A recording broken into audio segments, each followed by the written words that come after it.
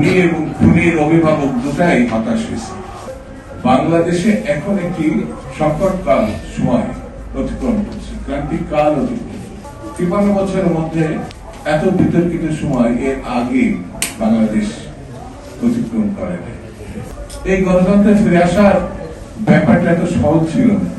দীর্ঘ ১৭ বছর আন্দোলন সংগ্রাম লড়াই, সেই লড়াইয়ের শেষ ইনিংসটা ছিল ১ মাসের চূড়ান্ত আন্দোলন। সেই আন্দোলন হাসিনাকে পালাতে বাধ্য করেছে, তার মন্ত্রী পরিষদকে পালাতে বাধ্য করেছে। এই পালিয়ে যাওয়ার মধ্যে দিয়েই গণতন্ত্রের সম্ভাবনা দেখা গিয়েছে। সেই গণতন্ত্রের উত্তরণের জন্য এখন খুব জরুরি হচ্ছে একটি নির্বাচন। চাই যে খুনিদের বিচার দ্রুতালয়ে বিচার হবে, সাজা হবে। যে কোনো পরিস্থিতিতে বুঝতে হবে বাংলাদেশকে যারা একেবারেই ধ্বংস করে দিয়েছে, অর্থনীতিতে, রাজনীতিতে, সামাজিকতা, তাদের ব্যাপারে ঢিলা দেওয়া যাবে না, কোনোভাবে ঢিলা দেওয়া যাবে না।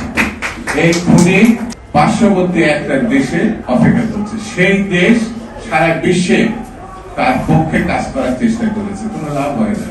সর্বশেষ আমেরিকায় গিয়েছিল, আমেরিকার প্রেসিডেন্ট তাকে যেসব কথা বলেছে তাতে মনে হচ্ছে খুনি এবং খুনির অভিভাবক দুটাই হতাশ হয়েছে, সামনে আরো হতাশ হবে। গণতান্ত্রিক নির্বাচনের মধ্য দিয়ে গণনির্বাচিত যে ব্যক্তিগুলো আসবে তারা হচ্ছে আইনের শাসন প্রতিষ্ঠা করবে, ভোট এবং ভোটের অধিকার প্রতিষ্ঠা করবে।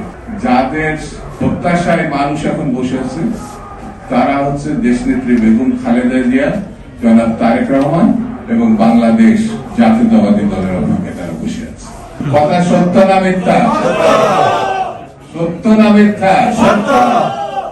তাহলে আগামী সরকার জিয়ার সরকার, আগামী সরকার বেগম জিয়ার সরকার, আগামী সরকার জনাব তারেক রহমানের সরকার, আগামী সরকার জনগণের সরকার।